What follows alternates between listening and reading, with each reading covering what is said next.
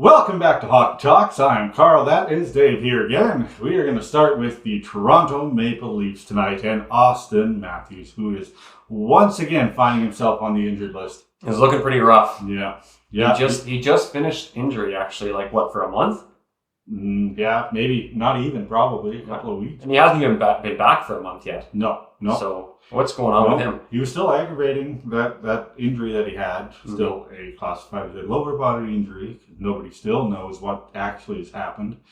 So he's been playing pretty good, right? But it happened again on Saturday night. Yeah. Where he got kind of pushed down, almost looked like a cross check to the hip. And you could see immediately that he was in pain again. And then ever since then, he's missed the last 2 games. So what that means, we don't know. But We'll have to wait to find out. Craig Rempe said that he's been dealing with it ever since he came back, right? It still hasn't gone 100%. Yeah. Right? So he's been kind of fighting through it, going through the pain that he's been going through, and it re-aggravated it again. So he's been playing with this the entire time. Pretty much, yeah. Pretty much. He's been playing with this. A lot of people, like myself, thought that he was, fixed. I have no idea he was playing through it. Yeah, you can't really tell. He's been playing pretty well, right? Yeah. But, yeah, one little thing like that just completely re-aggravated it. Whatever it is, we don't know, and they're still not going to disclose it. But we hope that he's back soon. Well, the good news here is that I know a lot of Toronto Maple Leafs fans might think this as well. We seem to not have a problem winning games without him. For a short period of time anyways. Yeah. So that's kind of the positive. Now the negative is what's going on with him? What's wrong with him? Is it going to be repeatable? How long is he going to be gone for completely to fix it 100%? Yeah.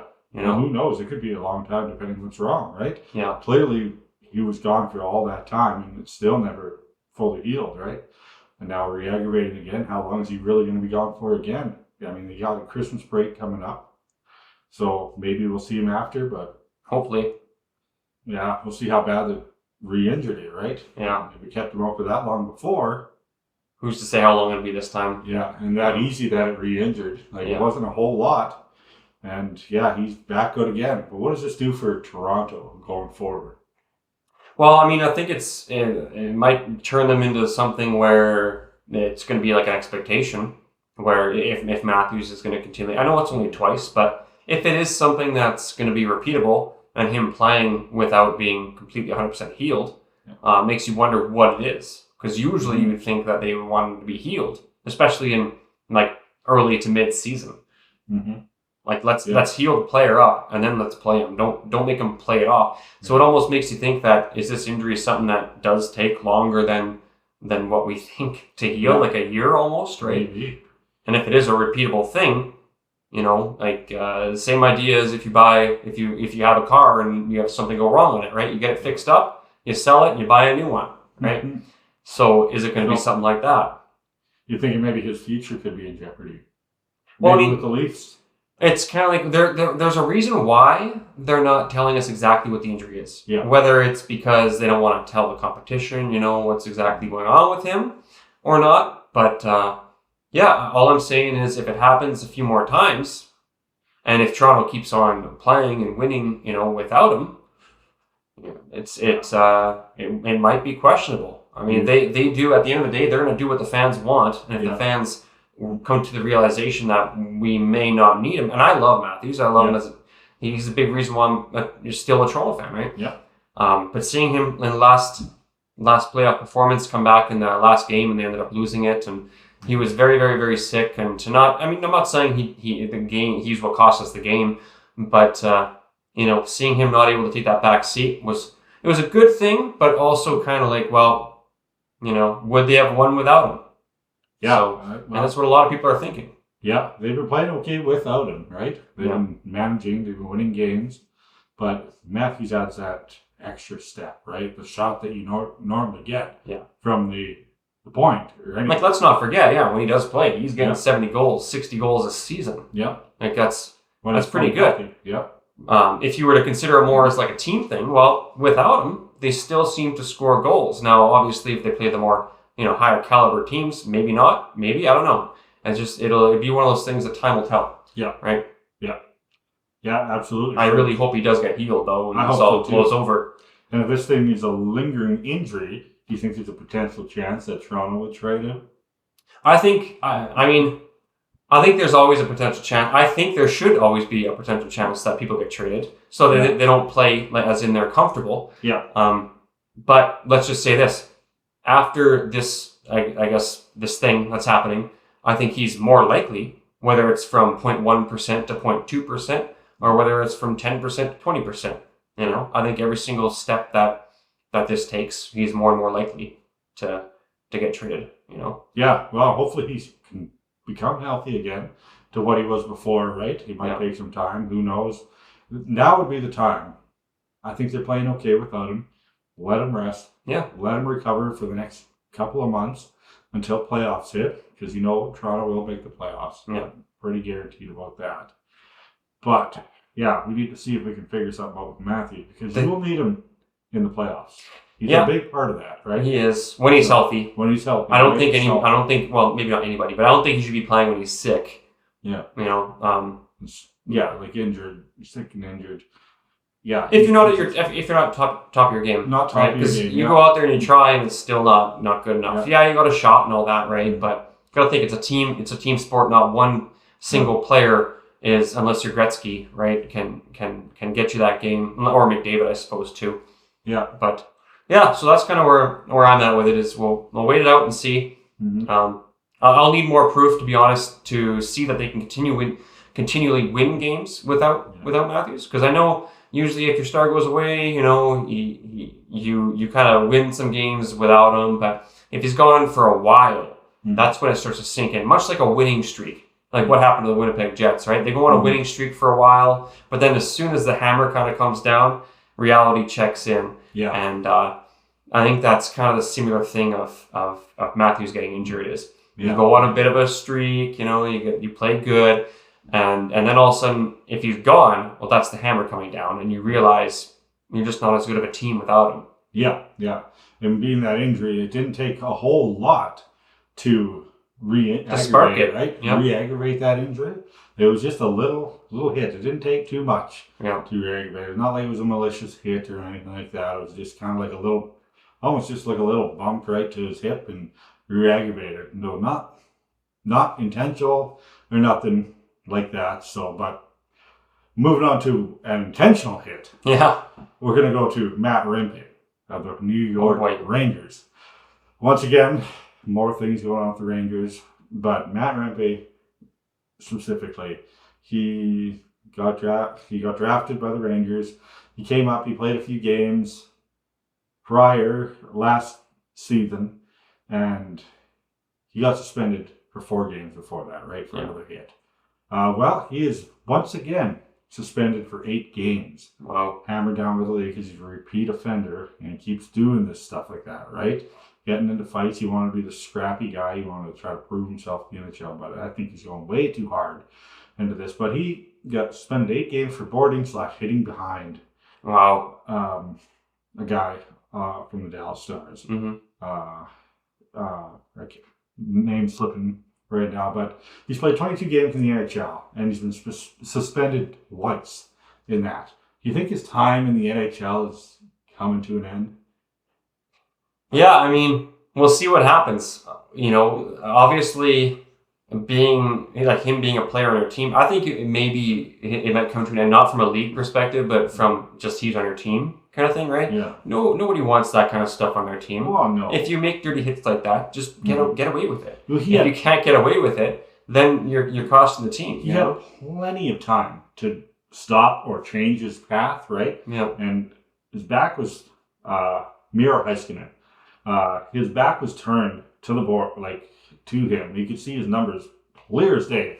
And he kept skating and just completely hammered him into the board. His elbow came up into his head and everything. But it's just, he had plenty of time to change his path, to change what he was going to do. Yeah. And just didn't. Yeah. He just ran him straight through those boards.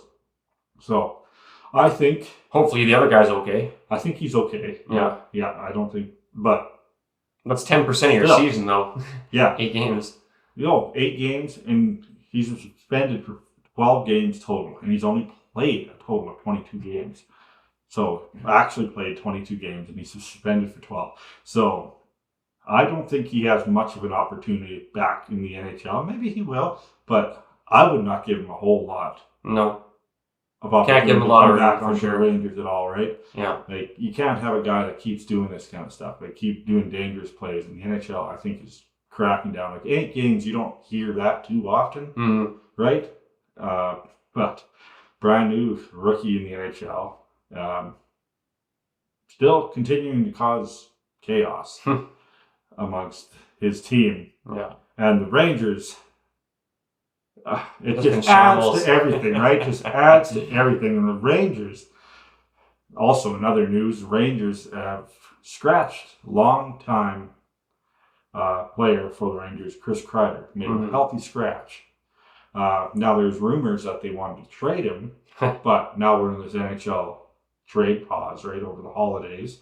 So you can't do anything about it, but that the news came out that they want to trade him, but they can't now. So now they made him a healthy scratch, and the Rangers are not happy about this at all. Yeah. Well, it makes you wonder what exactly they're thinking. Yeah. You know, I mean, if you start changing up your team, you just signed the goaltender. What was the goaltender's name again?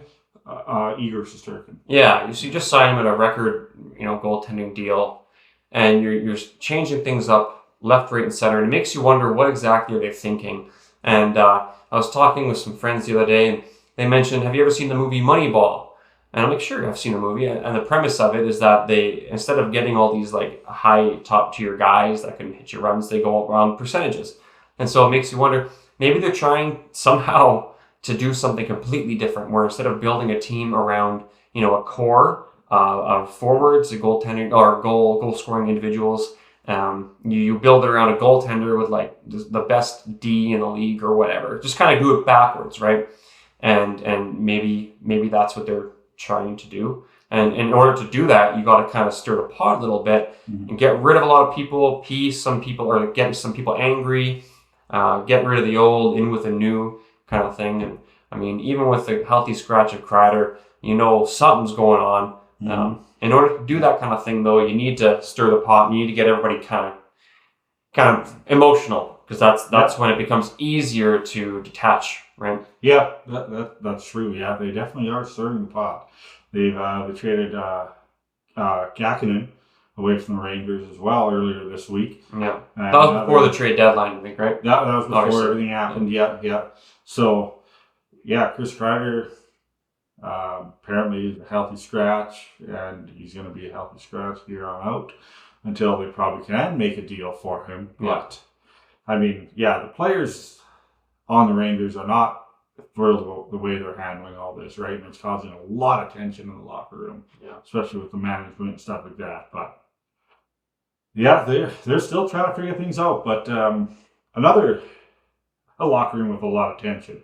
My Vancouver Canucks. Unfortunately. He's got the hat. I got the hat. But there's apparently tension between Elias Pettersson and JT Miller.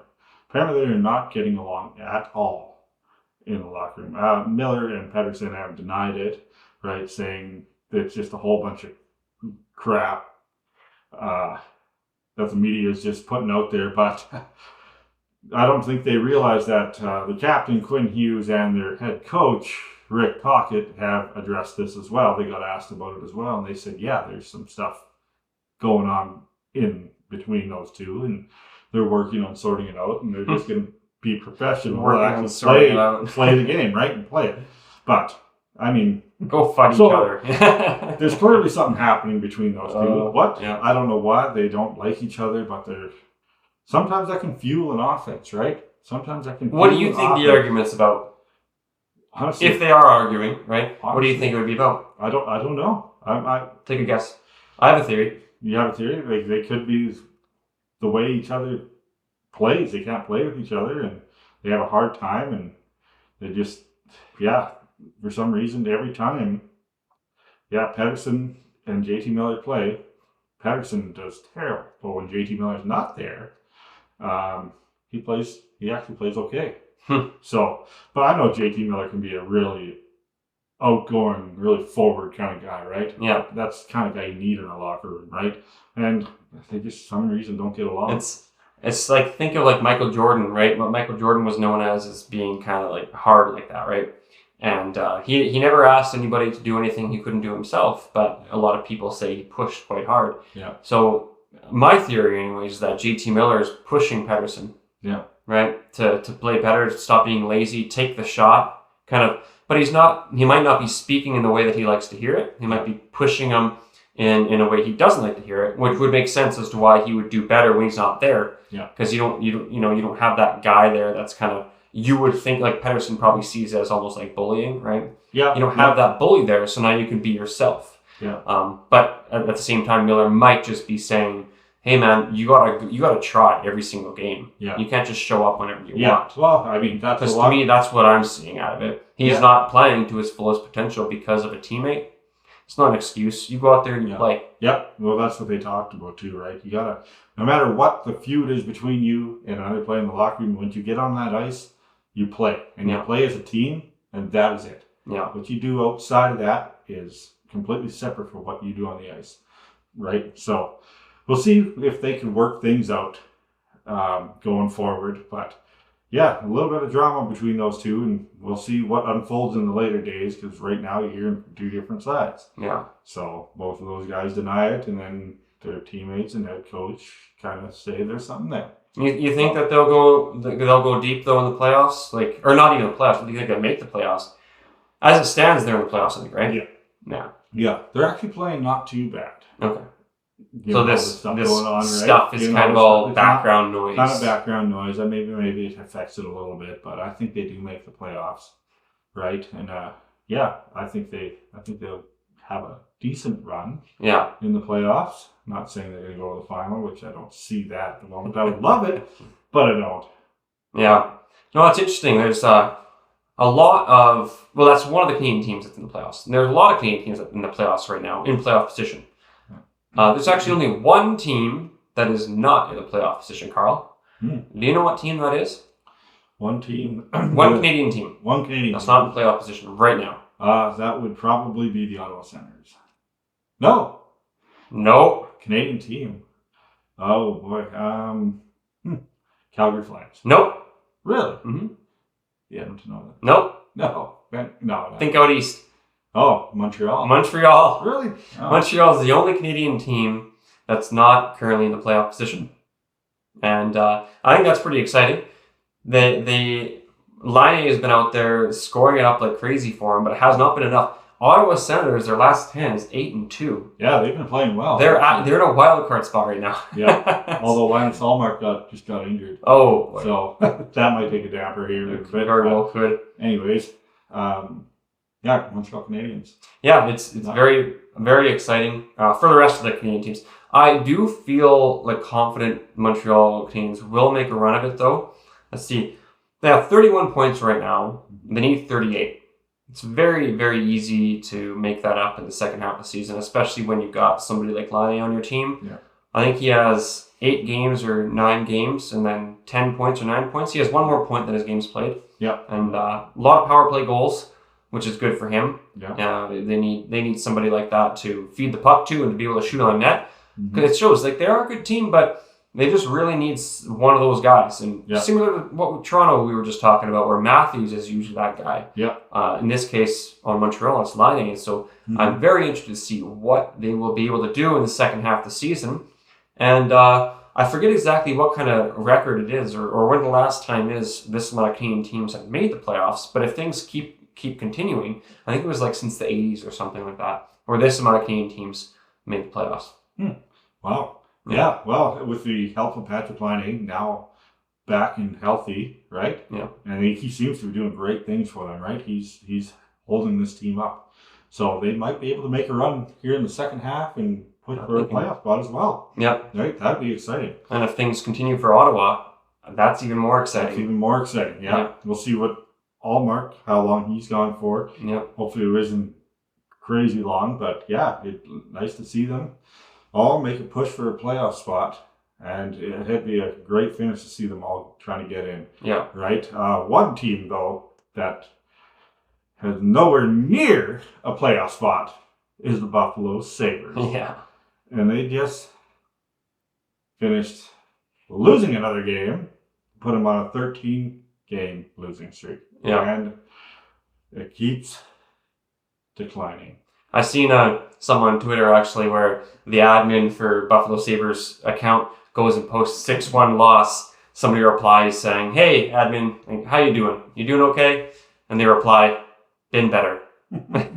So I think a lot of those people are feeling the pain right now. Yeah. 13 games. Tonight they're actually playing, so it's Monday the 23rd? 23rd. 23rd.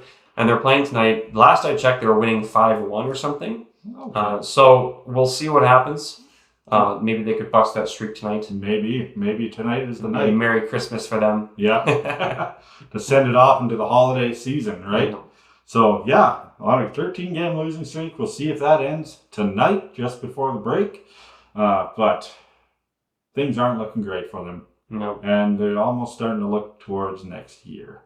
But, yeah, once again, that is all the time we have for tonight.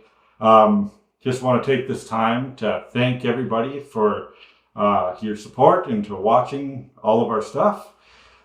Thank you to the subscribers that have subscribed to our things over this past year of us going. It's been a great year doing this so far, right? Absolutely. We're going to cap off this year. But we'll see you all in the new year. Thanks again. We wish you all a very Merry Christmas, a Happy New Year, and thanks again to all of us here on Hockey Talks. We will see you next time. All right, have a Merry Christmas. Ho, ho, ho.